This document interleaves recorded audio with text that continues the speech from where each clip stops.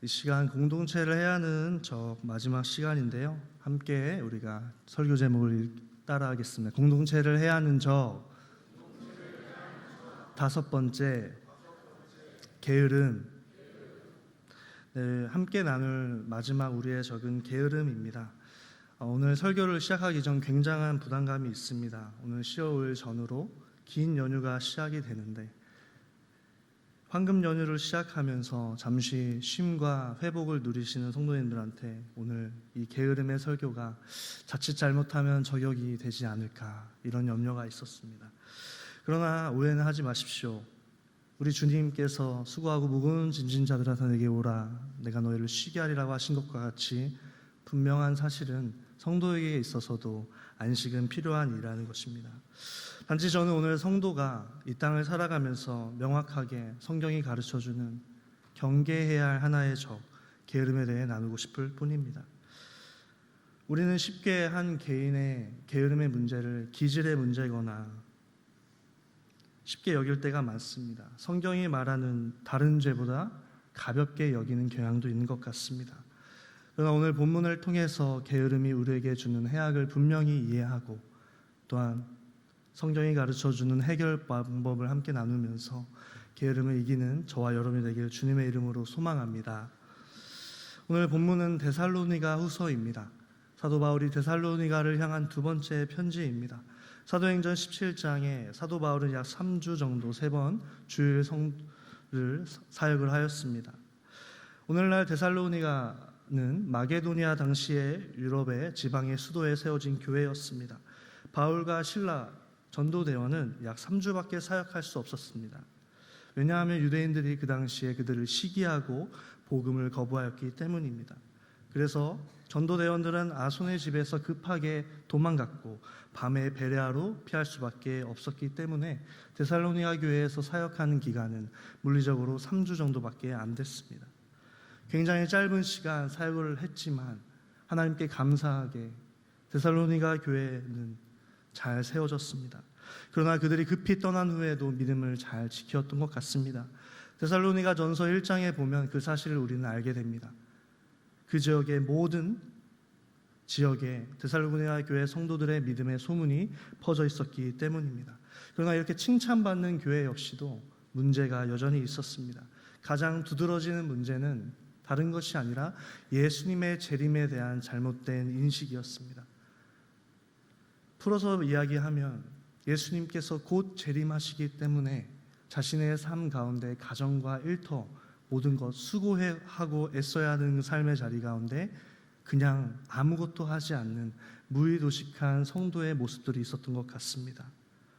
결국 이들의 원인은 게으름의 원인이었던 것 같습니다. 게으름이 그렇다면 성도에게 주는 해로운 점은 무엇일까요? 함께 따라합니다. 게으름은 우리로 하여금 무질서하게 살게 만듭니다. 게으름은 우리로 하여금 무질서하게 삶을 살게 만듭니다. 우리 데살로니가 후서 3장 6절을 세 번역으로 함께 읽겠습니다. 시작.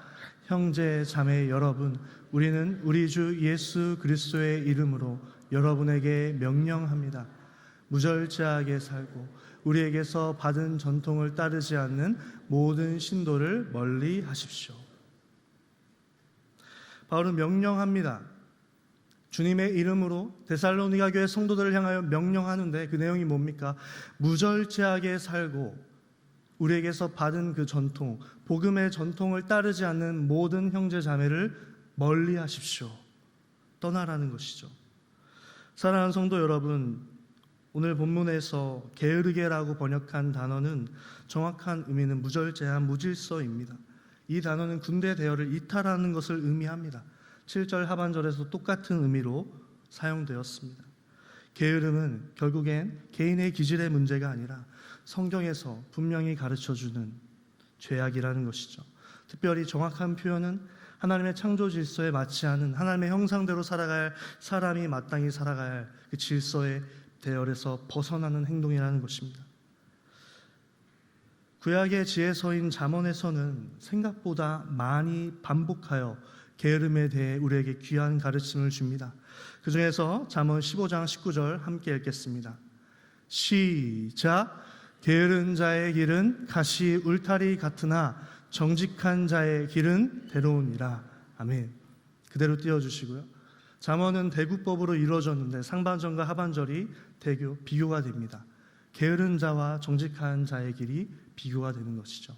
대조가 되는데 게으른 자, 지혜 있는 자, 게으른 자, 지혜가 없는 자의 길은 가시 울타리 같으나, 잠언의 많은 게으름과 관련된 가르침 중에 이 가시 울타리는 게으른 자의 최후 인생의 마지막의 모습을 보여주는 그림의 언어입니다.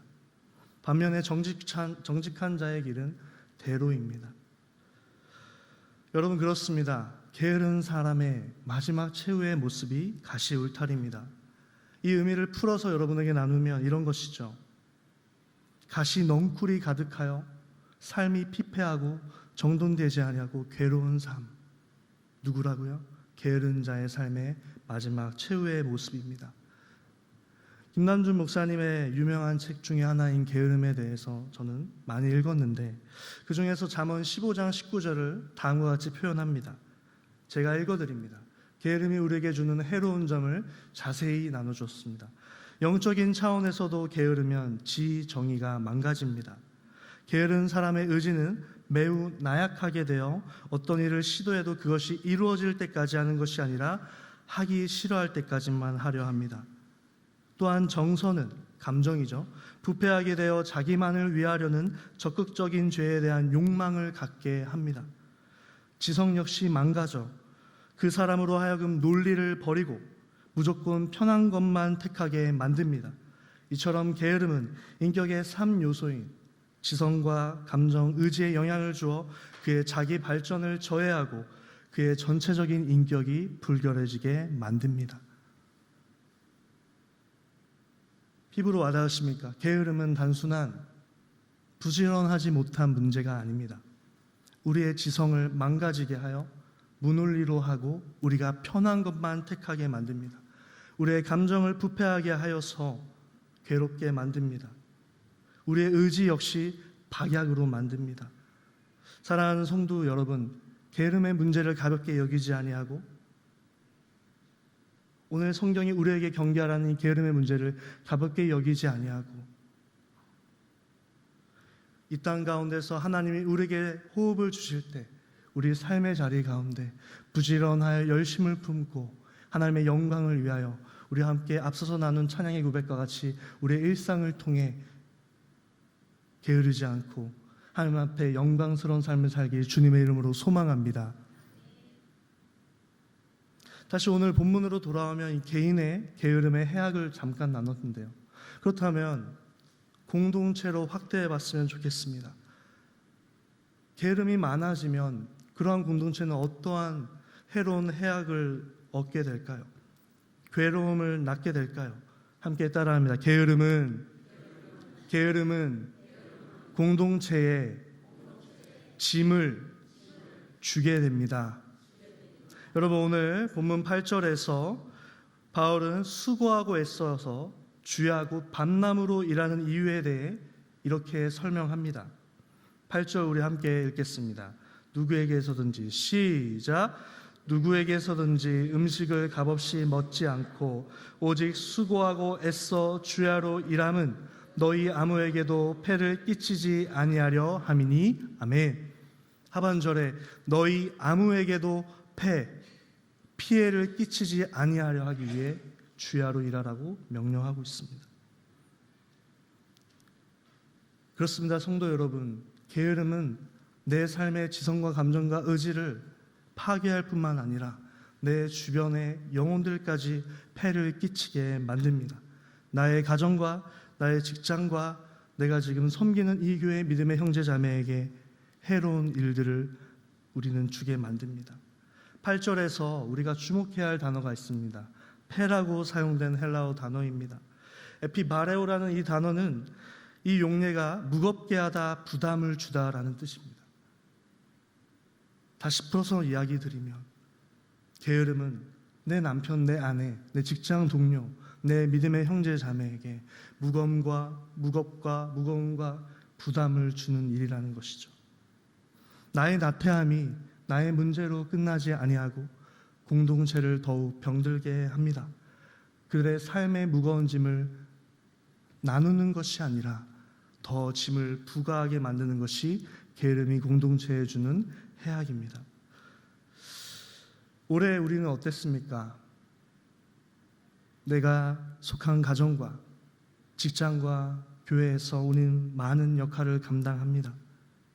때로는 우리는 부지런하게 살 때도 있지만 게으르게 살 때도 있는 것 같습니다.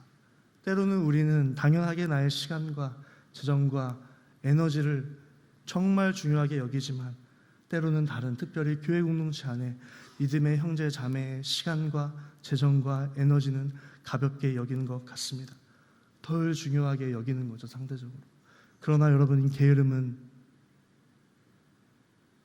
내가 사랑해야 하고 내가 더 섬겨야 하는 그 믿음의 형제 자매에 짐을 주어 그들의 삶을 피폐하게 만든다는 사실을 우리는 잊지 말아야 합니다. 올해 얼마 남지 않았습니다. 앞으로 매주 주일 우리의 섬김, 성도로서 이 땅을 살아갈 때 세상 밖에서의 나의 역할도 중요하지만 믿음의 형제 자매를 섬기는 교회 가운데 주어진 섬김을 게으르지 않고 잘 감당할 수 있기를 주님의 이름으로 소망합니다. 그래서 우리가 누군가의 짐을 부과하고 부담을 더욱 안겨주는 그런 해로운 존재가 아니라 나눌 수 있고 함께 협력하여 성장할 수 있는 우리가 되기를 주님의 이름으로 소망합니다. 여러분, 이런 게으름을 어떻게 해결할 수 있을까요? 함께 따라합니다. 하나님을 향한 믿음과 사랑을 회복해야 합니다. 다시 한번 따라합니다. 하나님을 향한 믿음과 사랑을 회복해야 합니다. 여러분, 게으름의 반대말은 쉽게 부지런함인데 성실함으로 달리 표현할 수 있습니다. 그러나 성경은 우리의 만족과 유익을, 우리의 영광을 위한 부지런함을, 게으름을 해결하는 것으로 이야기하고 있지 않습니다. 그리스도인이 부지런한 목적은 나에게 있지 않습니다. 명심하십시오. 그리스도인의 게으름을 이겨내는 성실함, 부지런함은 나에게 있지 않습니다. 함께 따라합니다. 하나님께 있습니다. 하나님을 향한 믿음과 사랑이 우리를 부지런하게 만드는 줄 믿습니다. 그래서 성품 사정이라는 책을 제가 읽게 되었는데 이 책을 쓰신 분은 서초동 교회 담임 목사님인 안정진 목사님입니다. 굉장히 작은 소책자지만 성품에 대해 귀한 가르침을 줍니다. 근면 온 힘을 다해 완수하라는 챕터에 이런 글귀가 있었습니다. 저에게도 도전이 되었습니다. 근면은 단순히 일을 많이 하고 열심히 하는 것 이상입니다. 성도의 근면은, 여기서가 중요합니다. 성도의 근면은 하나님께서 맡기신 소명을 충실히 이행하는 성품으로 모든 일이 그분의 뜻 안에서 이루어져야 함을 의미합니다. 하나님은 우리가 맡은 일을 단지 세상에서 인정받기 위한 수단으로 보지 않으십니다. 오히려 그 일들을 통해 하나님을 섬기고 그의 약속을 신뢰하며 그분의 영광을 나타내는 방법이 되어야 함을 가르쳐 줍니다. 성도의 부지런함, 성도의 근면은 하나님께 맡기신 그 소명에 있습니다. 오히려 그 일들을 통해 하나님을 더욱 사랑하고 믿고 사랑하고 약속을 더 신뢰하고 영광을 나타낸다는 사실을 우리는 잊지 말아야 합니다. 하나님을 향한 믿음과 사랑을 회복하는 우리가 되길 주님의 이름으로 소망합니다. 우리의 모든 삶을 하나님이 허락하여 주신 줄 믿습니다. 우리가 일할 수 있는 직장뿐만 아니라 가정, 교회도 주신 줄 믿습니다. 그 모든 것 가운데 하나님이 영광 받으시는 줄 믿습니다. 그래서 하나님은 우리에게 일하고 수고하는 일들을 마땅히 해야 할 일들로 우리에게 요구하시는 줄 믿습니다. 하나님, 우리에게 맡기신 그 삶의 자리 가운데 충성되게 할 때에 우리에게 반드시 은혜와 축복을 내려주실 줄 믿습니다. 그것이 하나님의 뜻입니다. 오늘 좀 말씀을 정리하고자 합니다. 사랑하는 우리 서울남교회 성도 여러분, 저는 한 중세 시대에 우리에게 도전이 되는 게으름과 관련된 그림을 소개하고 싶습니다. 보여주세요.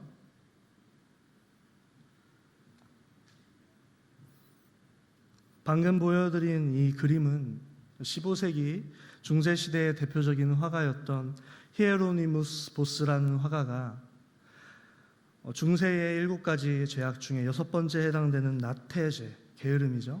그 죄와 관련된 그림을 그린 걸 가져왔습니다. 여러분 계속 보여주세요. 여러분 이 그림이 어떤 상황인 것 같습니까? 중세에 오늘날 우리가 주일을 지키듯이 미사를 지켜야 했습니다. 로마 카톨릭 교회 성도들은 여전히 주일 예배 시간이 다 되어 있는데 여성이 뒤편에 있지만 남성으로 보이는 남성은 어디에 앉아 있죠? 의자에 앉아 있습니다. 그 뒤에 머리 뒤에 뭐가 있죠? 베개가 있습니다. 어떤 모습인가요? 자고 있는 거죠. 그 앞에는 강아지로 보이는데 강아지와 같이 평온하게 자고 있습니다. 예배 가기 직전이라는 걸 어떻게 할 수 있을까요? 여성에게 보면 성경책과 묵주가 보입니다. 주일이 되어 예배 자리에 나아가야 하는데 게을러서 머리에 베개를 계속 메고 있는 남성. 여러분 그거 아십니까? 중세 7가지 죄 중에 살인도 있지만 6번째 죄인 나태죄가 있다는 사실을. 약 500년 전에도 그 게으름의 죄는 믿음의 선배들은 경계했지만 오늘날 우리는 가볍게 여깁니다. 그러나 여러분, 게으름은 결코 가벼운 죄악이 아닙니다.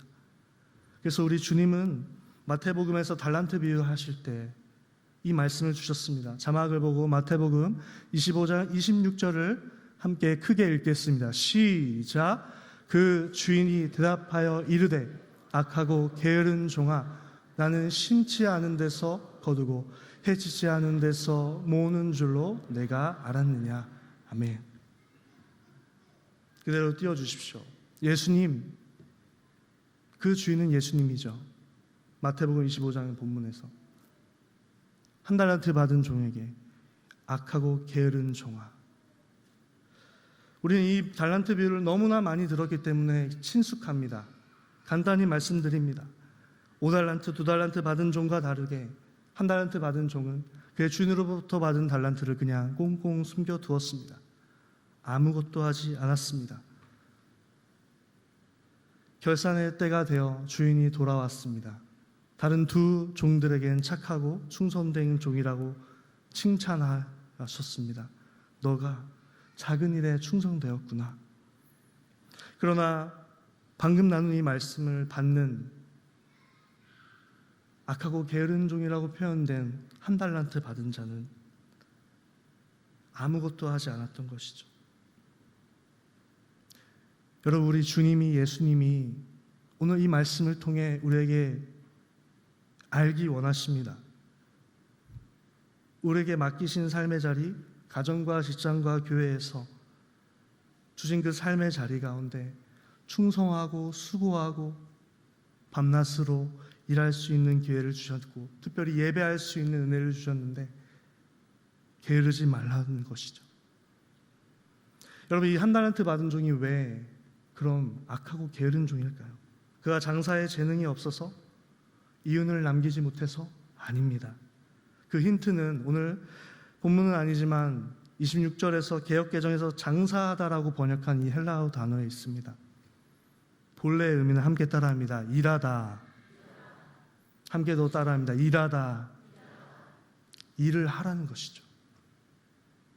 너가 장사를 잘 못하여 이윤을 남기지 못한 것이 너의 죄악이 아니라 그 한 달란트, 결코 가볍지 않은 2달란트와 5달란트에 비해 상대적으로는 적은 액수지만 그 한 달란트조차 받았을지라도 하나님이 맡기신 삶의 자리에 일을 해야 함에도 불구하고 게으르게 아무것도 하지 않는 그 종을 향하여 우리 주님은 악하고 게으른 종아 책망하신 것입니다.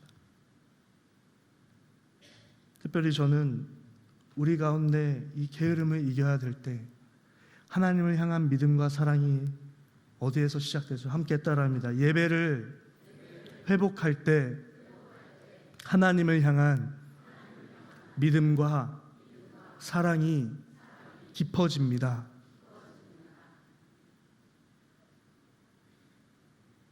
사랑하는 우리 서울남교회 성도 여러분, 올해 어느덧 10월입니다. 예배 캠페인도 하반기를 시작하며 시작되었습니다. 예배. 무엇을 전제로 하는 거죠? 원래 잘 해야 되는 일들이 잘 되지 않았기 때문에 하는 것이죠. 그걸 우리는 모르지 않습니다. 그러나 분명한 사실은 그 자리 가운데 우리가 회복할 때에 오늘 나누는 주제인 게으름을 이길 줄 믿습니다. 하나님을 향한 더욱 강한 믿음과 사랑을 느끼는 그 예배의 자리를 회복하며 지극히 작은 것에 충성된 종으로 우리에게 맡기신 가정과 직장과 사업과 이 믿음의 교회, 형제 자매를 위한 귀한 작고 큼을 떠나 그 하나하나의 선택과 순간들에 충실하게 성실하게 살아갈 수 있는 저와 여러분이 되길 주님의 이름으로 소망합니다.